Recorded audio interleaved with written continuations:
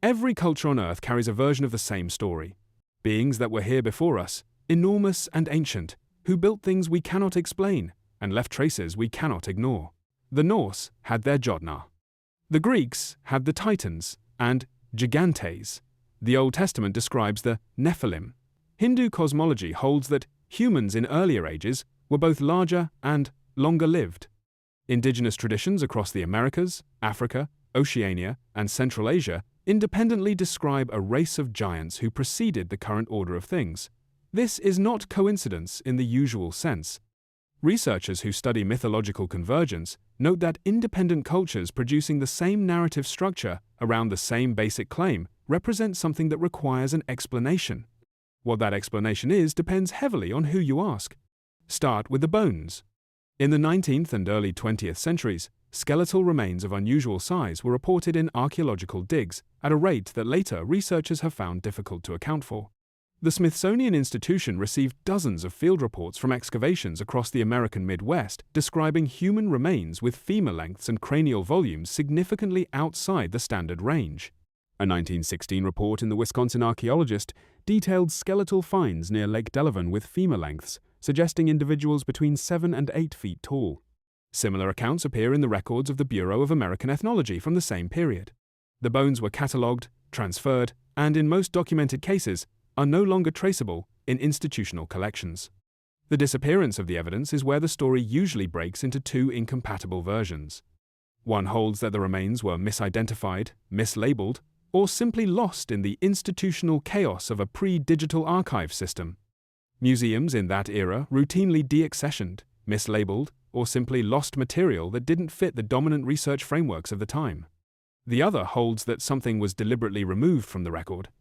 This version is harder to investigate and easier to believe than it probably should be. What the data can establish is this.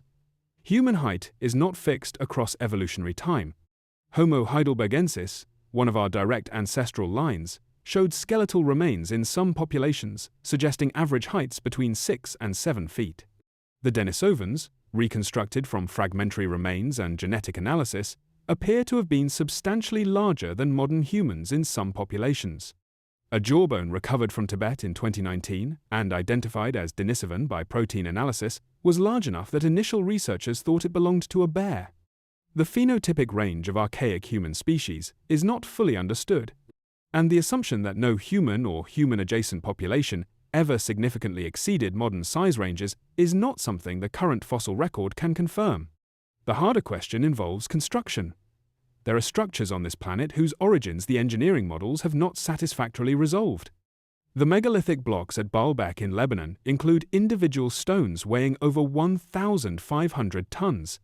Modern engineers have calculated that no known ancient crane or lever system, scaled appropriately, can account for how those stones were moved to their current position and placed with the precision they show.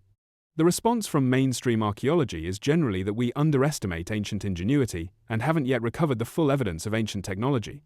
This is a legitimate argument. It is also unfalsifiable in the way that makes researchers nervous. Göbekli Tepe was built approximately 11,500 years ago by people who, according to the accepted model, had not yet developed agriculture, pottery, or writing. The scale and precision of the construction suggests a level of social organization and technical capacity that the standard developmental timeline did not predict. When the site was first dated, its age was so far outside the expected range that the initial carbon dating results were submitted for independent verification 3 times. The builders left no written record. The purpose of the site is disputed. What is not disputed is that people at that stage of development, by every prior model, should not have been able to build it. In November 1999, a research team surveying a construction site in Varna, Bulgaria, uncovered a burial chamber significantly larger than surrounding finds from the same Chalcolithic period. The skeletal remains inside showed proportions inconsistent with the population average of the culture that buried them. The grave goods were elaborate. The body had been positioned with deliberate care. Researchers from the Bulgarian National Archaeological Institute spent several years debating whether the remains represented a genetic outlier, a pathological case, or something the existing frameworks weren't built to accommodate. The published findings used the phrase significant morphological deviation from population norms. The remains are in storage. They have not been widely exhibited. The difficulty with this subject is that it sits at the intersection of three zones that do not trust each other: mainstream archaeology, which has rigorous methodology and a strong prior against anomalous claims; fringe research, which has genuine curiosity and almost no methodology; and folklore, which preserves information across millennia in forms that resist the tools we use to evaluate it. Each of these zones has something the others need. Almost none of them are currently talking to each other in a way that produces results. What the giant narrative might be encoding is a memory of genuine biological diversity within the human lineage. The last time modern humans were not the only human species on Earth was approximately 40,000 years ago. We coexisted with Neanderthals, Denisovans, and possibly other populations not yet identified in the fossil record. Some of these species and their hybrids with modern humans were, by the skeletal evidence we do have, meaningfully larger than the modern average. Oral traditions are capable of preserving accurate information across extraordinary timescales. Researchers studying Aboriginal, Australian oral traditions have identified accurate geographic and astronomical information encoded in stories told continuously for over 10,000 years. The idea that human memory of coexisting with larger, older human-adjacent species could survive in mythological form across dozens of independent cultures is not beyond the capacity of oral tradition.